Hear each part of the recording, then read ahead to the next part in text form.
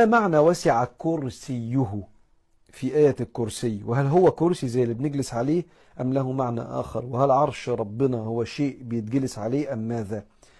طبعا كما يقول أهل العلم، وكل لفظ أوهم التشبيه فأوله أو فوض ورم تنزيها. يعني أي حاجة تحس إن ربنا بقى شبه البشر، لا، ده محتاج يتأول، يعني يصرف عن معناه الطبيعي، أو فوض معناه، يقول يا رب أنا مش فاهم، يبقى على مرادك.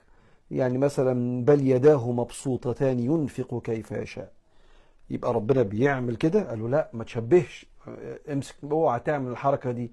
ايوه، يعني ايه يداه مبسوطتان؟ يعني كرمه على الجميع، ده اسمه تأويل كده، بفسر المعنى بما يفهمه العرب.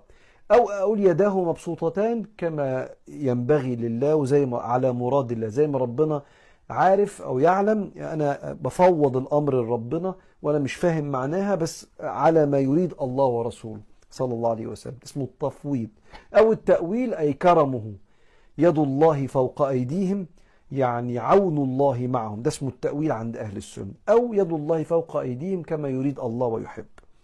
فالكرسي هنا مش يعني الكرسي، مش تشير.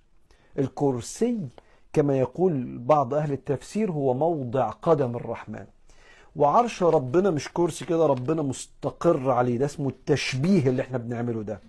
الله سبحانه وتعالى استواءه على العرش استواء يليق بجلاله كما قال العلماء، مش قاعد. لو انا قلت ربنا قاعد على العرش يبقى انا افترضت ان ربنا جسم، وان العرش ده واخد ربنا كأن ربنا جسم متحيز يعني ليه حجم كده، فالكرسي اكبر منه فربنا مستقر عليه. كل دي اخطاء في العقيدة درسها العلماء، وطبعا احنا اتناقشنا فيها مع حضراتكم